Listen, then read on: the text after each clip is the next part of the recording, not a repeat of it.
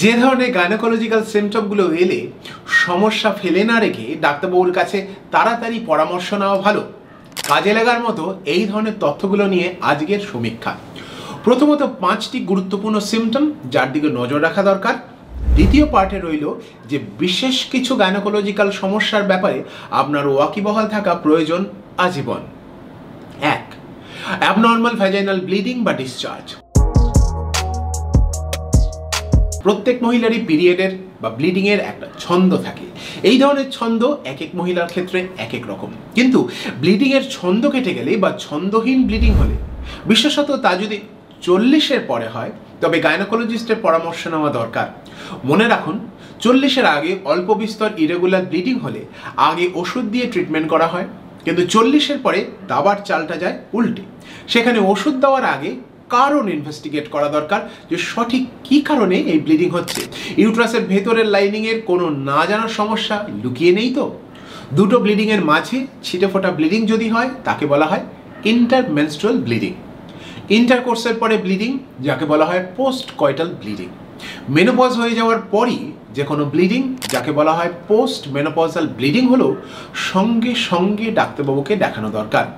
যে কোনো ধরনের ভ্যাজাইনাল ডিসচার্জ কমছে না, উত্তরোত্তর বেড়েই যাচ্ছে, বা সমস্যা ওষুধ দিলেও না কমে থেকে যাচ্ছে, সেখানেও দরকার ডায়াগনোসিস। এই ধরনের সমস্যাগুলো হলে আতঙ্কিত না হয়ে ডায়াগনোসিসে করলে সঠিক সময় সঠিক চিকিৎসা পাওয়া সম্ভব। 2. নতুন করে আসা পেটের যন্ত্রণা। ব্লিডিং জাতীয় গাইনোকোলজিক্যাল সমস্যা না থাকলেও নতুন করে আসা পেটের যন্ত্রণায় নিদেন পক্ষে একটা আল্ট্রাসাউন্ড স্ক্যান করানো অত্যন্ত দরকার। কারণ ওভারিয়ান সমস্যার ক্ষেত্রে গাইনোকোলজিক্যাল সমস্যা না এসে পেটের অন্য সমস্যা সামনে আসে। সেটা যে ওভারিয়ান কোনো প্রবলেমের জন্য হচ্ছে সেইটা সাধারণত কারোর প্রথমে মনেই আসে না, তাই ডায়াগনোসিসের সময় চলে যায় অনেকখানি। বিশেষত এই ব্যথা যদি 45-এর পরে আসে তাহলে সঠিক সময়ে ডাক্তারের কাছে দেখিয়ে পরামর্শ নেওয়া ভালো। অল্প বয়সে পেটে ব্যথার কারণ ইনফেকশন বা এন্ডোমেট্রিওসিস ঘটিত কারণগুলো হলেও 40 বা 45-এর পরে পেটে ব্যথার কারণ যথাযথ অনুসন্ধান করা সব সময় প্রয়োজন। 3. পেট ফুলে যাওয়া, ব্লোটিং বা ডিস্টেনশন।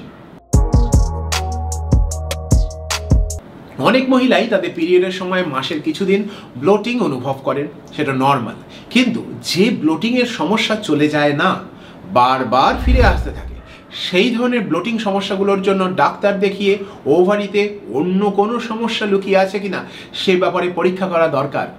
পেট ফুলে যাওয়া কিন্তু সবসময় ওজন বাড়ার জন্য নয়, সুতরাং পেট যদি ফুলে যেতে থাকে তাহলেও ডাক্তারবাবুর কাছে গিয়ে পরামর্শ নিন।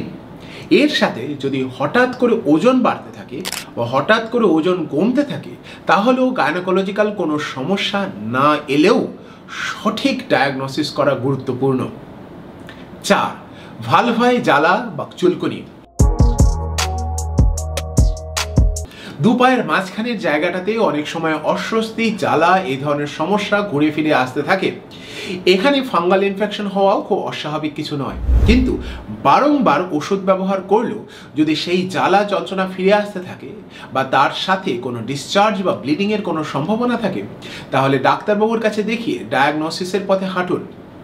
দুপায়ের মাঝখানে ভ্যাজাইনার বাইরে যে স্কিনের জায়গাটা তাকে বলা হয় ভালভা। ভালভাতে এই ধরনের সমস্যা বারবার ফিরে আসতে থাকলে সঠিক পদ্ধতিতে ভালভাল এক্সামিনেশন করা জরুরি দরকার। 5. কোনো লাম্প বা আলসার। টয়লেটে গিয়ে এই ধরনের কোনো সমস্যা হাতে অনুভব করলে দেরি না করে ডাক্তারবাবুর কাছে পরামর্শ নিন। কখনো কখনো কিছু ইনফেকশনের কারণে এই ধরনের ফুলে যাওয়া হতে পারে, কিন্তু তাহলেও সেটা ডাক্তারবাবুর পরামর্শ থেকেই ট্রিটমেন্ট করা জরুরি। বেশিরভাগ ক্ষেত্রেই হয়তো সমস্যা মামুলি এবং চিকিৎসা করালেই ঠিক হয়ে যাবে, কিন্তু চেক আপ না করে শুধুমাত্র মুখে বলে ওষুধ নিলে গুরুত্বপূর্ণ তথ্য হাতছাড়া হয়ে যেতে পারে। এবার চলে আসছি সমীক্ষার দ্বিতীয় পার্টে, যেখানে বিশেষ কিছু গাইনোকোলজিক্যাল সমস্যার ব্যাপারে আপনার ওয়াকিবহাল থাকা প্রয়োজন আজীবন, কারণ এর পিছনে গুরুত্বপূর্ণ কিছু গাইনোকোলজিক্যাল সমস্যা লুকিয়ে থাকতে পারে। ইন্টারকোর্সের সময় পেটে ব্যথা। এই ধরনের সমস্যা থাকলে ডাক্তারবাবুকে দেখিয়ে আল্ট্রাসাউন্ড বা এমআরআই স্ক্যান করে দেখা দরকার ভিতরে অন্য কোনো সমস্যা লুকিয়ে রয়েছে কিনা। কখনো কখনো নন ক্যান্সার কারণ এন্ডোমেট্রিওসিস বা ওভারি বা সার্ভাইকাল টিউমার আছে কিনা সেই ব্যাপারে খোঁজ নেওয়া প্রয়োজন। ভালোভাবে ফোসকা বা ব্লিস্টার,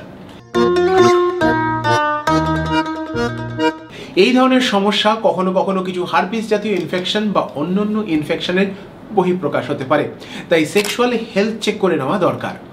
ভালভাতে কখনো ওয়ার্ট জাতীয় কিছু সমস্যা হয়, সেইগুলো যথাযথ ট্রিটমেন্ট এবং তারপর ওয়ার্টের পেছনে অন্য কোনো প্রিক্যান্সার জাতীয় সমস্যা লুকিয়ে আছে কিনা সে ব্যাপারে টেস্ট করা বাধ্যতামূলক। পরবর্তী সমস্যা, ইউরিনারি লিকেজ। কখনো কখনো হাঁচতে কাশতে গেলে অল্প বিস্তর ইউরিন যদি লিক হয়ে যায় বা এই ধরনের কোনো নতুন সমস্যা আপনার চোখে পড়ে, তাহলে গাইনোকোলজিক্যাল এক্সামের পাশাপাশি পিটি এর আল্ট্রাসাউন্ড করাতে ভুলবেন না, কারণ বেশিরভাগ সময় এ ধরনের প্রোল্যাপস জাতীয় মামুলি সমস্যার কারণে হলেও লুকিয়ে থাকতে পারে পেটের অন্য কোনো সমস্যা। পরবর্তী সিমটম, ইউরিনারি ফ্রিকোয়েন্সি বা ঘন ঘন ইউরিনে যাওয়া। এই ধরনের সিমটম মেনোপজের পরে অল্প বিস্তর মহিলাদের হয়েই থাকে। কখনো কখনো এটা ডায়াবেটিস সংক্রান্ত কোনো সমস্যার বহিঃপ্রকাশ, কখনো বা ইউরিনারি ইনফেকশনের কারণে এই ধরনের সিমটমগুলো আসতে থাকে। তবুও প্রাথমিক চিকিৎসার পরে যদি সমস্যা আবারও ফিরে আসে, তাহলে পেটের আল্ট্রাসাউন্ড করিয়ে ওভারির কোনো সমস্যার পেছনে দায়ী কিনা সেই ব্যাপারে যথাযথ জানা প্রয়োজন। কখনো কখনো ফুলে থাকা ওভারি বা ইউট্রাসের টিউমার এই ধরনের সমস্যার জন্ম দিতে পারে, যেগুলো অনেক সময় ইউরিন ইনফেকশনের সমস্যা বলে আমরা অবজ্ঞা করি। হঠাৎ করে আসা তলপেটে ব্যথা, হঠাৎ করে আসা তলপেটের ব্যথা হলে অতি অবশ্যই পুরো পেটের আল্ট্রাসাউন্ড স্ক্যান করানো দরকার। কখনো কখনো কিছু ওভারিয়ান সিস্ট বা টিউমার নিজের উপরে পেঁচিয়ে গিয়ে এই ধরনের সমস্যা তৈরি করতে পারে, তাকে বলা হয় টর্শন। কখনো কখনো ওভারিয়ান সিস্টের মধ্যে ব্লিডিং বা অন্য কোনো অ্যাক্সিডেন্টের কারণেও এই ধরনের ব্যথা আসতে পারে। এক্ষেত্রে অন্য একটা তথ্য আপনাদের জানিয়ে রাখা ভালো যে তলপেটে ব্যথার সময় যদি আর্লি প্রেগন্যান্সি হওয়ার বিন্দুমাত্র সম্ভাবনা থাকে, তাহলে অবশ্যই ডাক্তারবাবুর কাছে গিয়ে একটোপিক প্রেগন্যান্সি হয়েছে কিনা সেই ব্যাপারে খোঁজ খবর নিন। নিদেন পক্ষে ইউরিন প্রেগন্যান্সি টেস্ট করে নিন। একটোপিক প্রেগন্যান্সি হলো যে প্রেগন্যান্সি ইউট্রাসে না এসে ফ্যালোপিয়ান টিউবগুলোতে আসে। সেটা অবশ্যই ক্যান্সার নয়, কিন্তু যেহেতু সিমটম নিয়ে কথা বলছি, তাই এ ধরনের রেড ফ্ল্যাগ সিমটমের ব্যাপারে আপনার ওয়াকিবহাল থাকা প্রয়োজন সারা জীবন। পেটে জল জমা বা হঠাৎ করে পেট বড় হয়ে যাওয়া। পেটে জল জমার কারণে সাধারণত লিভার বা হার্টের সমস্যার দিকেই ইনভেস্টিগেশনগুলো শুরু করা হয়, যাতে ওই সমস্ত সমস্যা ডায়াগনোসিস করা যায়। কিন্তু বিশেষত মহিলাদের ক্ষেত্রে লিভার এবং হার্টের সমস্যার পাশাপাশি ওভারিকেও সন্দেহের দৃষ্টিতে দেখা দরকার। তাই এ সময়ে যখন আপনার লিভার বা হার্টের ডায়াগনোসিস চলছে, তখন পাশাপাশি তলপেটের আল্ট্রাসাউন্ড স্ক্যান করিয়ে নিতে ভুলবেন না, আপনার ওভারির সমস্যা কী রকম অবস্থায় আছে সেটা দেখার জন্য। বুকে ব্যথা, যে বুকে ব্যথার কারণ ডাক্তারবাবুরা এবং কার্ডিওলজিস্টরা ধরতে পারছেন না, সেই বুকে ব্যথার সময় তলপেটের আল্ট্রাসাউন্ড করিয়ে দেখতে হবে যে এর কারণ ওভারিতে লুকিয়ে আছে কিনা।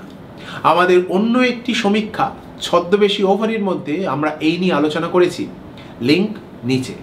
কিন্তু বুকের শ্বাসকষ্ট বা ব্যথার কোনো কারণ সরাসরি যদি বুকে না থাকে, তাহলে অতি অবশ্যই তলপেটের আল্ট্রাসাউন্ড করিয়ে ওভারির সুস্থতা সম্বন্ধে যাচাই করে নিতে হবে। আজ এই পর্যন্তই, ভালো থাকবেন। শিগগিরই অন্য একটা সমীক্ষা নিয়ে দেখা হবে।